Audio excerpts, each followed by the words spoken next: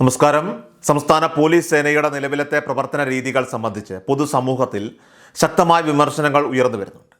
കാരണം യഥാർത്ഥ പ്രതികളെ കണ്ടെത്താൻ കഴിയാത്ത സാഹചര്യങ്ങളിൽ ഭരണകൂടത്തിൻ്റെ രാഷ്ട്രീയ താൽപ്പര്യങ്ങൾ സംരക്ഷിക്കുന്നതിനായിട്ട് ലഭ്യമായ മറ്റൊരാളെ പ്രതിയാക്കി കേസുകൾ കെട്ടിച്ചമയ്ക്കുന്നുവെന്ന ഗുരുതരമായിട്ടുള്ള ആരോപണമാണ് പ്രധാനമായിട്ടും ഉന്നയിക്കപ്പെടുന്നത്. ഈ നടപടിക്രമം സംസ്ഥാനത്തെ നിയമപാലന സംവിധാനത്തിൻ്റെ നിഷ്പക്ഷതയെയും വിശ്വാസ്യതയും ഒക്കെ തന്നെ ചോദ്യം ചെയ്യുന്നതാണ്. നിലവിൽ മുഖ്യമന്ത്രി പിണറായി വിജയൻ നേതൃത്വം നൽകുന്ന ഭരണകൂടം നേരിടുന്ന ഭരണപരമായിട്ടുള്ള പാളിച്ചകളിൽ നിന്നും ഭരണവിരുദ്ധ വികാരത്തിൽ നിന്നും പൊതുജന ശ്രദ്ധ വ്യതിചലിപ്പിക്കുന്നതിനുള്ള ബോധപൂർവമായിട്ടുള്ള ശ്രമങ്ങളാണ് ഇത്തരം നീക്കങ്ങൾക്ക് പിന്നിലെന്നും നിരീക്ഷിക്കപ്പെടുന്നു.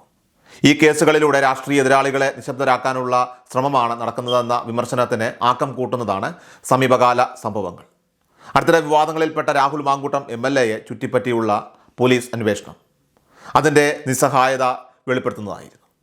കേരളമടക്കം സകലയിടങ്ങളിലും പോലീസ് വല വീശിയിട്ടും അദ്ദേഹത്തെ കണ്ടെത്താനായിട്ട് സാധിച്ചിട്ടില്ല. കഴിഞ്ഞ വ്യാഴാഴ്ച വൈകുന്നേരം ഏകദേശം 4:30 പൊതുജന മധ്യത്തിൽ ഒരു ഫേസ്ബുക്ക് പോസ്റ്റ് പ്രസിദ്ധീകരിച്ച ശേഷം അദ്ദേഹം അപ്രത്യക്ഷനാവുകയായിരുന്നു. സംസ്ഥാനത്തെ ഏറ്റവും മികച്ച സാങ്കേതിക സന്നാഹങ്ങളും അന്വേഷണ സംവിധാനങ്ങളുമൊക്കെ തന്നെ ഉണ്ടായിട്ടും ഇപ്പോൾ 3 ദിവസങ്ങൾ പിന്നിട്ടിട്ടും ഒരു ജനപ്രതിനിധിയെ കണ്ടെത്താൻ കേരള പോലീസിന് സാധിച്ചില്ല എന്നത് സേനയുടെ കാര്യക്ഷമതയെ സംബന്ധിച്ച വലിയ ചോദ്യങ്ങൾ ഉയർത്തുകയാണ്. ഈ പശ്ചാത്തലത്തിലാണ് രാഹുൽ മാങ്കൂട്ടത്തെ കണ്ടെത്താൻ സാധിക്കാത്തതിനെ തുടർന്ന് അതേ പേരിനോട് സാമ്യമുള്ള രാഹുൽ ഈശ്വറിനെ അറസ്റ്റ് ചെയ്തുകൊണ്ട് അന്വേഷണം അവസാനിപ്പിക്കാൻ ശ്രമിക്കുന്നുവെന്ന രീതിയിലുള്ള ശക്തമായ പരിഹാസവും വിമർശനങ്ങളൊക്കെ തന്നെ ഇപ്പോൾ പൊതുമണ്ഡലത്തിൽ ഉയർന്നു കേൾക്കുന്നത്. ഈ വിഷയങ്ങൾ കേവലം പോലീസ് നടപടികളായി മാത്രം കാണാനായിട്ട് സാധിക്കില്ല, മറിച്ച് അത് ഭരണകൂടത്തിൻ്റെ പ്രതിസന്ധികളെ മറച്ചുവെക്കാനുള്ള രാഷ്ട്രീയ തന്ത്രമായി വിലയിരുത്തപ്പെടുന്നുണ്ട്. സംസ്ഥാന ഭരണകക്ഷിയായ CPM-നും സർക്കാരിനുമെതിരെ നിലനിൽക്കുന്ന സുപ്രധാനമായിട്ടുള്ള വാർത്താ റിപ്പോർട്ടുകളിൽ നിന്ന് യുവജനതയുടെയും പൊതുസമൂഹത്തിൻ്റെയും ഒക്കെ തന്നെ ശ്രദ്ധ തിരിക്കുന്നതിനുള്ള ആസൂത്രിതമായിട്ടുള്ള ശ്രമങ്ങളാണ് ഇതിലൂടെ ഇപ്പോൾ നടക്കുന്നത്. യുവാക്കളെ ബാധിക്കുന്ന തൊഴിൽ പ്രശ്നങ്ങളും മറ്റ് സുപ്രധാന വിഷയങ്ങളും സ്വർണ്ണക്കടത്ത് ഉൾപ്പെടെയുള്ള അതീവ ഗൗരവകരമായിട്ടുള്ള കേസുകൾ, ശബരിമല വിഷയം ഉൾപ്പെടെ സംസ്ഥാന ഖജനാവിൻ്റെ ശോചനീയാവസ്ഥയെക്കുറിച്ചുള്ള ചോദ്യങ്ങൾ, ആരോഗ്യ മേഖലയിലെ ഗുരുതരമായിട്ടുള്ള അനാസ്ഥകൾ, ഇതൊക്കെ തന്നെ പൊതുചർച്ചകളിൽ നിന്ന് പൂർണ്ണമായും ഒഴിവാക്കപ്പെടണം എന്ന ലക്ഷ്യത്തോടെയാണ് ഇത്തരം വഴിതിരിച്ചു വിടലുകൾ ഇപ്പോൾ നടന്നുകൊണ്ടിരിക്കുന്നത്. പൊതുജനങ്ങളെ വൈകാരികമായിട്ട് ആകർഷിക്കുന്നതോ രാഷ്ട്രീയ വിവാദങ്ങൾക്ക് കാരണമാകുന്നതോ ആയിട്ടുള്ള മസാല കഥകൾ, ഇക്കിളി കഥകളൊക്കെ തന്നെ പടച്ചുവിടുന്നത് ഈ ഭരണവിരുദ്ധ വിഷയങ്ങളെക്കുറിച്ചുള്ള ചർച്ചകൾ നിർത്തലാക്കാൻ വേണ്ടിയിട്ട് തന്നെയാണ്. അതിജീവിതയുടെ ഐഡന്റിറ്റി വെളിപ്പെടുത്തിയെന്ന ആരോപണത്തിൽ പോലീസ് തിരക്കിട്ട് കേസെടുത്ത നടപടിക്ക് പിന്നിൽ വലിയ ദുരൂഹതയുണ്ടെന്ന് രാഷ്ട്രീയ നിരീക്ഷകർ പോലും വിലയിരുത്തുന്നുണ്ട്. ഇലക്ഷൻ അടുത്ത് ഇപ്പോൾ നിൽക്കുന്ന ഈ ഒരു സമയത്ത്, ഈ ഘട്ടത്തിൽ ഇത്തരം സംഭവങ്ങൾ ആവിഷ്കരിക്കുന്നത് ഭരണകൂടത്തിനെതിരായ വിമർശനങ്ങളെയൊക്കെ തന്നെ ഇല്ലാതാക്കാൻ വേണ്ടി തന്നെയാണ്.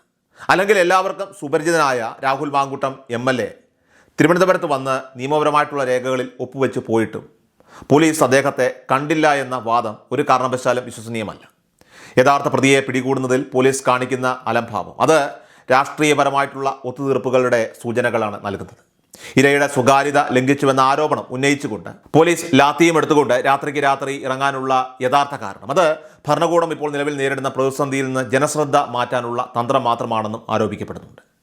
അതിജീവിതയുടെ ഐഡന്റിറ്റി വെളിപ്പെടുത്തി എന്ന കേസിൻ്റെ പശ്ചാത്തലത്തിൽ KPCC ജനറൽ സെക്രട്ടറിയായ സന്ദീപ് വാര്യരുടെ വസതിയിലേക്ക് പോലീസ് പോയെങ്കിലും അത് പോലീസിന് തിരിച്ചടിയായി തന്നെ മാറുകയായിരുന്നു. അടുത്തിടെ 10 ദിവസത്തെ ജയിൽവാസം കഴിഞ്ഞ് തിരിച്ചെത്തിയ സന്ദീപ് വാര്യർ പോലീസിനെതിരെ ശക്തമായിട്ടുള്ള പ്രതിഷേധം ഉയർത്തുകയും ചാനലുകളിലും അതോടൊപ്പം തന്നെ സോഷ്യൽ മീഡിയയിലുമൊക്കെ തന്നെ ഭരണകൂടത്തിനെതിരായിട്ടുള്ള തൻ്റെ നിലപാട് തുറന്നു പറയുകയും ചെയ്തു.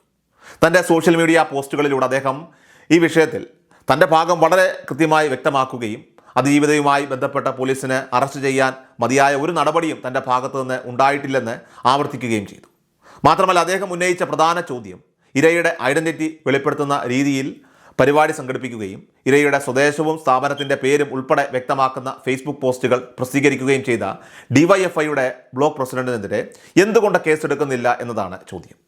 സന്ദീപ് വാര്യർ തനിക്കെതിരെ ഉയർന്നിട്ടുള്ള പരാതികളെ നിയമപരമായിട്ടും രാഷ്ട്രീയപരമായിട്ടും നേരിടുമെന്ന ഉറച്ച നിലപാടാണ് സ്വീകരിച്ചിരിക്കുന്നത്. അതായത് എന്നെ അറസ്റ്റ് ചെയ്തു എന്നതുകൊണ്ട് സർക്കാരിനെതിരെ പ്രസംഗിക്കുന്നതിൽ നിന്ന് എന്നെ ഇല്ലാതാക്കാമെന്ന് ആരും വിചാരിക്കേണ്ട എന്ന അദ്ദേഹത്തിൻ്റെ ആ പ്രസ്താവന സർക്കാരിൻ്റെ ഈ നീക്കങ്ങൾക്കെതിരെ ശക്തമായ ചെറുത്തുനിൽപ്പ് ഉണ്ടാകുമെന്നതിൻ്റെ സൂചന നൽകുകയാണ്. ഭരണകൂടത്തിനെതിരെ സംസാരിക്കുന്നവരുടെ വായടപ്പിക്കാൻ നിയമ സംവിധാനങ്ങളെ ദുരുപയോഗം ചെയ്യുന്നുവെന്ന ആരോപണം നിലനിൽക്കെ ഈ കേസുകൾ കോടതിയിലും പൊതുമണ്ഡലത്തിലും ചോദ്യം ചെയ്യപ്പെടുമെന്ന് ഉറപ്പാണ്. ഇത് തീർച്ചയായിട്ടും വരാനിരിക്കുന്ന തെരഞ്ഞെടുപ്പിൽ അതിൻ്റെ പ്രചരണങ്ങളിലൊക്കെ തന്നെ ഒരു പ്രധാന വിഷയമായി മാറാനും സർക്കാരിൻ്റെ പ്രവർത്തനങ്ങളെ കൂടുതൽ വിമർശനാത്മകമായിട്ട് വിലയിരുത്തുന്നതിനും കാരണമായി മാറിയേക്കാം.